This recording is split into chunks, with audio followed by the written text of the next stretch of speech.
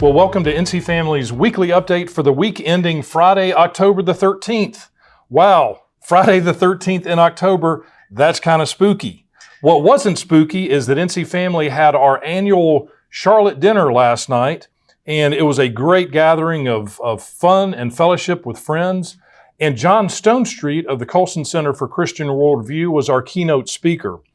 John is great. He really is one of the foremost Christian thinkers, commentators, and communicators in our nation today, and he always provides a very insightful and inspirational message. And I would just encourage you to go to the Colson Center's website, which is linked under the video.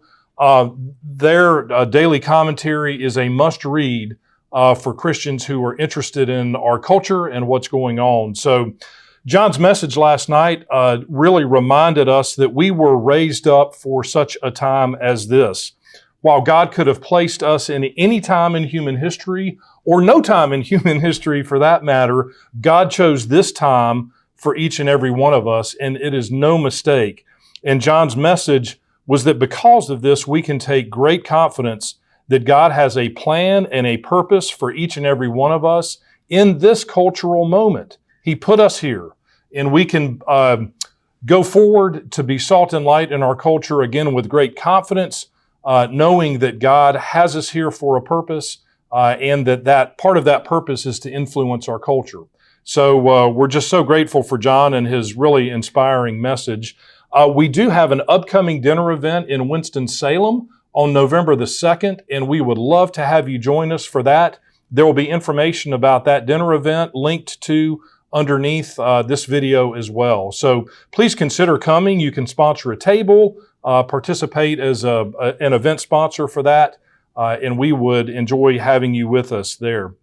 So this week in the General Assembly, it was all about veto overrides. In fact, the state legislature overrode on Tuesday 5 different vetoes of Governor Roy Cooper. Those included a couple of election-related bills, a governance bill, a regulatory reform bill, and an energy bill.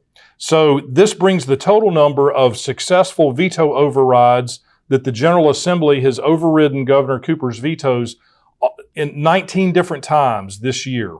So the track record there is, from the standpoint of the legislature, is pretty strong. So next week is expected to be pretty quiet on Jones Street, but then the State House and Senate are going to come back the following week to consider new congressional and state legislative district maps. Yes, we are in the heat of redistricting all over again in North Carolina.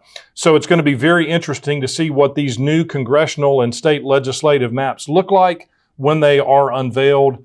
Again, presumably not next week, but the week after that. So stay tuned. We'll be providing more information to you as redistricting progresses. And hopefully after those redistricting maps are approved, then the General Assembly will adjourn this long 2023 regular legislative session.